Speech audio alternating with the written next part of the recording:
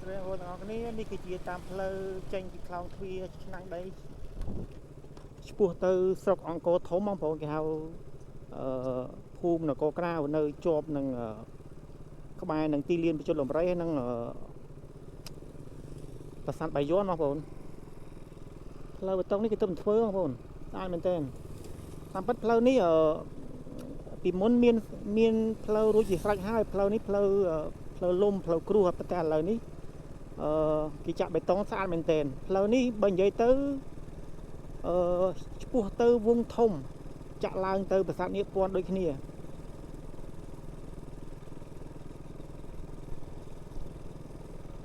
ហើយនៅផ្លូវក្នុងភូមិនេះនិយាយទៅផ្លូវមួយខ្សែនេះគឺនៅទល់មុខប្រាសាទព្រះខ័នបងប្អូននោះប្រាសាទព្រះខ័ននៅខាងនោះប្រហែលជា300ម៉ែត្រដល់ព្រះខ័ននោះអានេះនៅខាងលិចផ្លូវបេតុងនេះបងប្អូន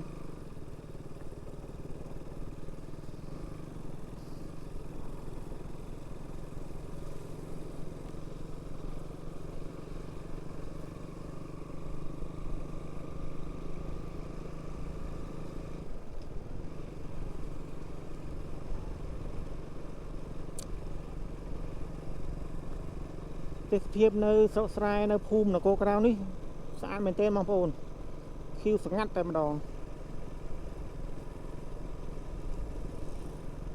បន្ទាប់ពីយើងជិះបានមកស្ទុះនោះកន្លែងកែងវងធំឆ្ពោះទៅប្រាសាទនាគព័ន្ធហ្នឹងមានទំនប់ទឹកមួយបងប្អូនទំនប់ទឹកស្អាតមែនទែនរៀងរាល់ល្ងាចឡើងឃើញប្រជាជននៅតំបន់ភូមិនគរក្រៅនេះមកបង់ត្រីហើយកន្លែងហ្នឹងមានកន្លែងបង្ហូរទឹកជាតំបន់ទេសចរមួយដែលងាយឡើងឃើញមានប្រជាជនគាត់មកបងត្រីហើយនឹងមកអាំងសាច់ញ៉ាំអីលេងអញ្ចឹងបងប្អូននេះមួយតំបន់នេះវាស្អាតដែរឃើញទេមានទេសភាពខៀវស្ងាត់ស្អាតស្រូវស្រែខៀវមែនទែននេះបងប្អូនទំនប់ដែលថាងាយឡើងមនុស្សមកលេងច្រើនបងប្អូននេះស្អាតមែនទែនដោយសារស្មាននេះទីថ្ងៃអញ្ចឹងអត់សូវទាន់មានអ្នកមកនេះទំនប់ស្អាត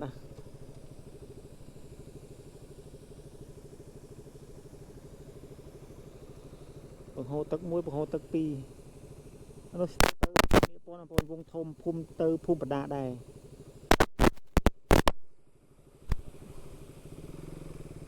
ប្រហែលជាកន្លះខែទៀតឬក៏មួយខែទៀតទឹកនឹងឡើងច្រើនបងប្អូនស្អាតមែនទែនឥឡូវនេះខ្ញុំបកឆ្ពោះទៅជិះកាត់ប្រាសាទនាគព័ន្ធ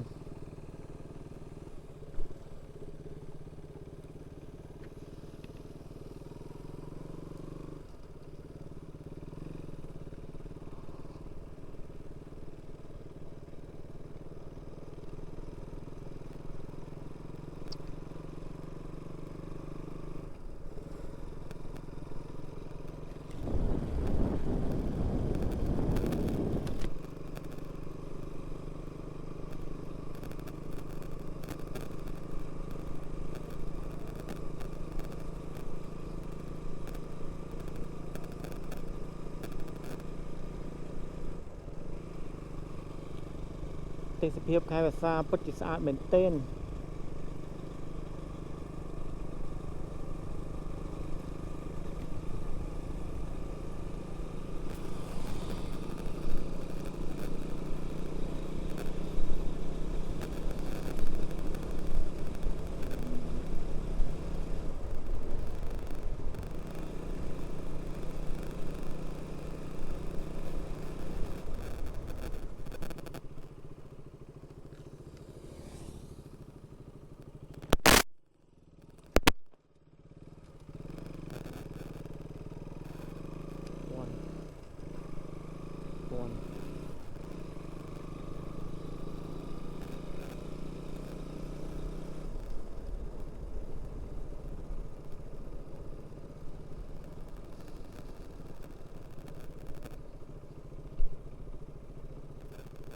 ទៅដូចគ្នាទៅ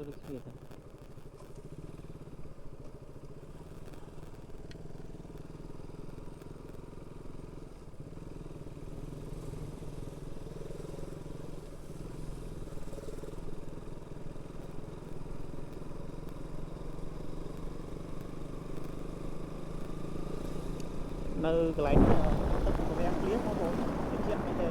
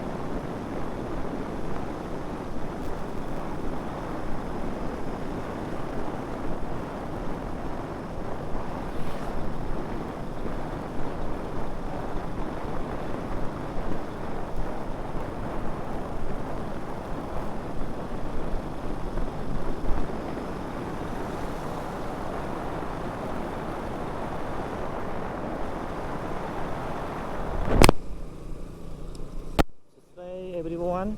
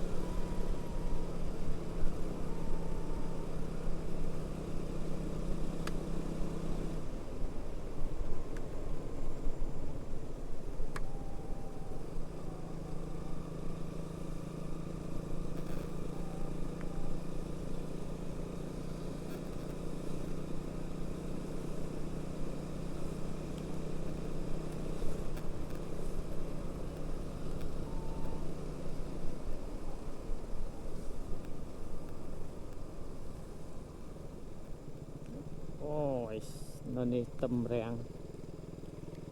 តិចស្រេបតែម្ដង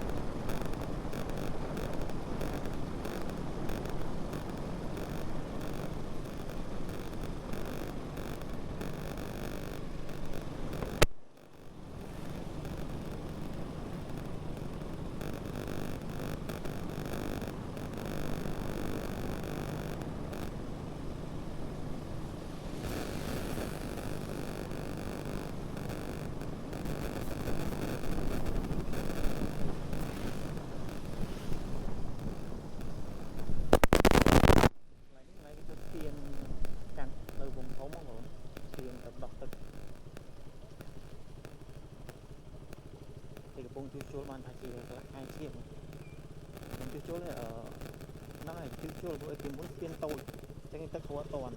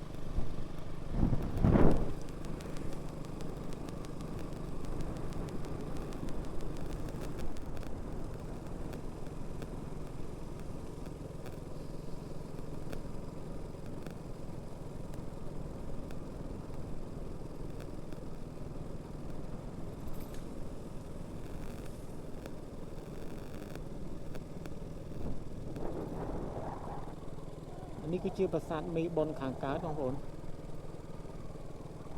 មីបុនខាងលិចនៅបរាយនេះមីបុនខាងកើតនៅក្បែរនឹងភូមិបដា ឥ